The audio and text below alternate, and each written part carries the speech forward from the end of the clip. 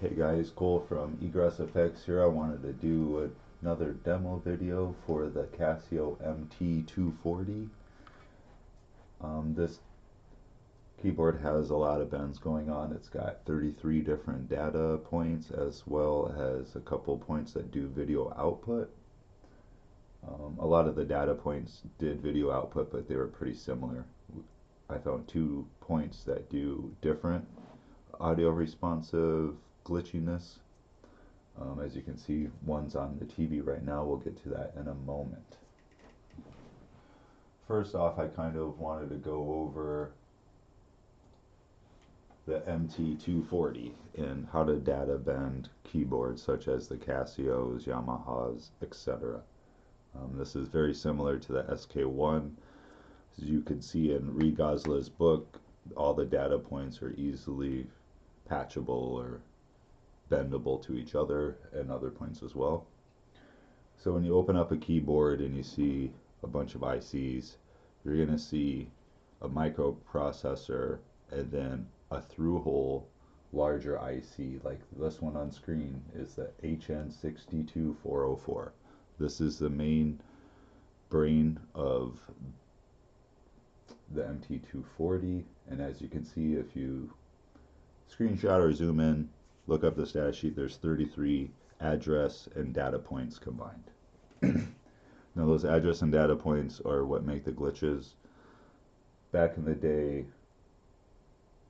Daniel Baum, one of the greats, he came up with a lot of the early data bending, and he would cut the traces and add switches to go from positive or negative or to patch into each other. Most of these keyboards, you just need to short them to each other. You don't have to cut the traces.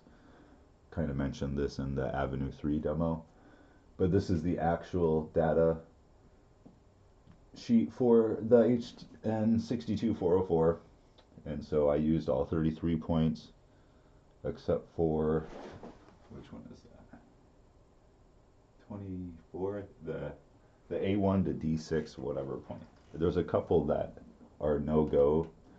Message me and I'll tell you which ones are the no's, but it's the ones towards the middle, the BEs and the weird enable chips. You don't want to short those to each other.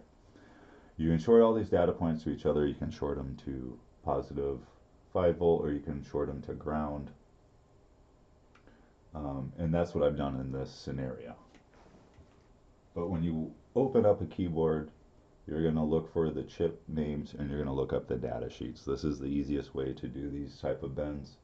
You're going to look at the data sheet and you're going to look up where the address and the data pins go in and out. And that's where you're going to get all the fun glitchiness. Alright, let's get rid of this diagram now. And so I found 2 different points on the MT-240, like I said, that are video output. So I have this going to my Sony PVM that's super bright. There's a potentiometer on the back to turn down the brightness. A normal video signal is 1 volt. There's likely 3 to almost 5 volts coming out of this keyboard, so you want to be very careful when you're hooking this up to a CRT or anything like that. That's what the potentiometer in the back is for. So right now we have it in the harsh setting, and then the middle of the switch is off, and down this is the subtle mod, video out, and that's full brightness. And so I'm going to turn up the drum now. Now you can hear the drum beat.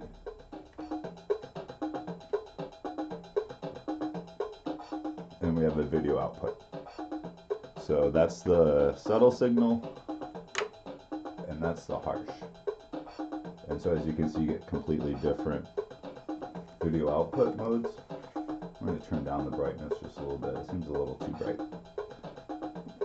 Like I said, this is mostly going to work with a CRT monitor. If you want to use it or do any type of video glitch on a digital monitor, you're going to need some type of video mixer in between. I've found that a dirty video mixer, Carl Klump's dirty video mixer, works really well for mixing these analog video glitches in with a digital monitor.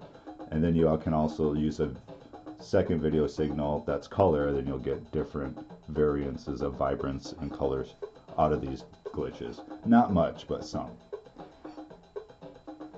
Okay, turn that down while I explain this a little bit more.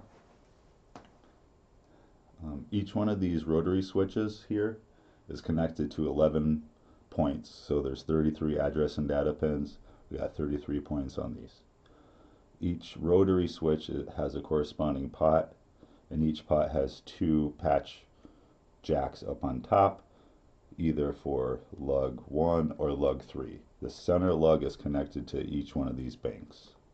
So when you turn this down, we're going to get a glitch connected to ground.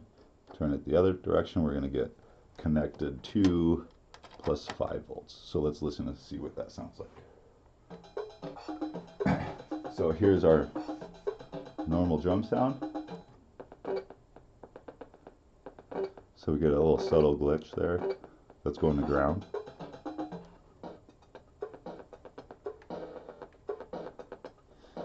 Turn this up a little bit. So that's going to plus 5 now.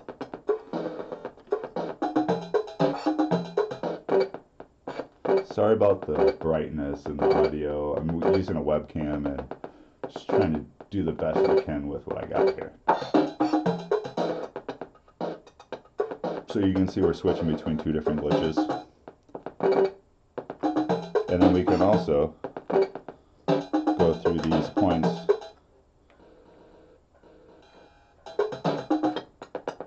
So we're still just on this first rotary bank.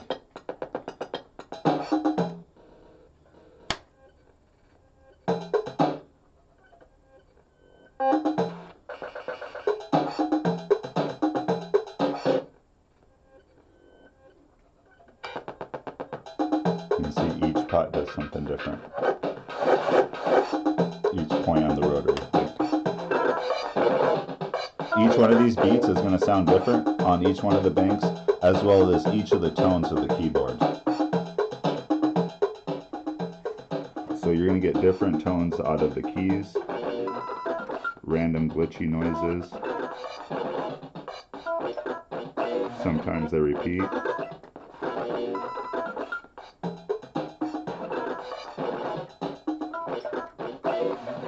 So let's turn off the drum beat and see if we got.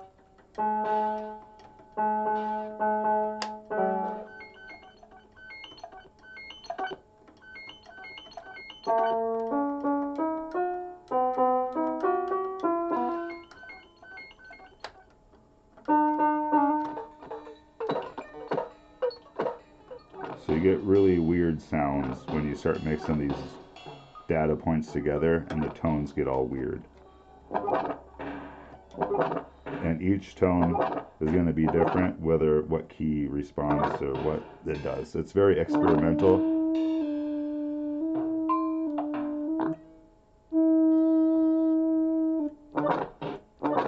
See, we don't have the drum beat on, but we're getting percussion. Pretty cool. Oh, so we're just holding the key down and we're getting continuous glitching now. Very cool. Didn't plan this. So now the bend is off. I haven't let go of the key. We're still getting randomness.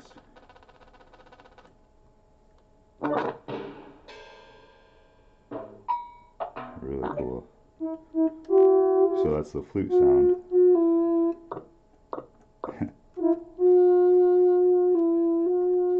Cross from 5 volt to ground. So as you can see, 33 points mixed with the 12 to 15 different tones of the keyboard. There's 210 sound tones when you mix the 2 10s together.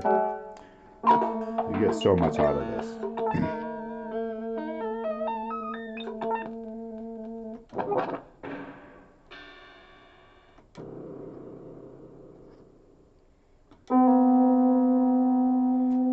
Very aleatoric, very scary stuff.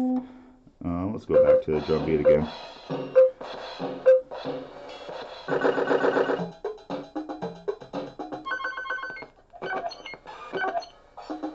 So as you can see, you can do a lot of cool performance with these. Now if you want to connect to another pot or another bank, you got this pot set to B here. Now we can go this. Let's see if we get anything out of these. Yeah, there we go. So now pot A is mixed to bank 1.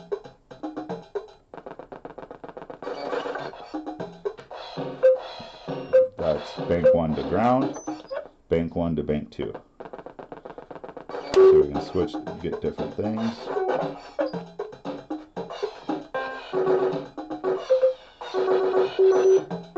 Very experimental. It's going to take a lot of time to completely figure out everything this thing will do. There's infinite glitches and possibilities that you can get out of this. It's so much fun. As always, guys, thanks for viewing my videos. Send me a message, email my Reddit community. Got any questions on how any of this stuff works? I'm always glad to help you guys out. Also, this is going to be for sale on Etsy soon. I'm going to start an Etsy shop and throw a bunch of stuff that's been laying around my workshop on there. Video, synth, guitar, bass, vocal pedals, commissioned mods, repairs, custom clone builds. You can do whatever you guys want. Shoot me a message. Let me know what you guys think sounds cool. Thanks.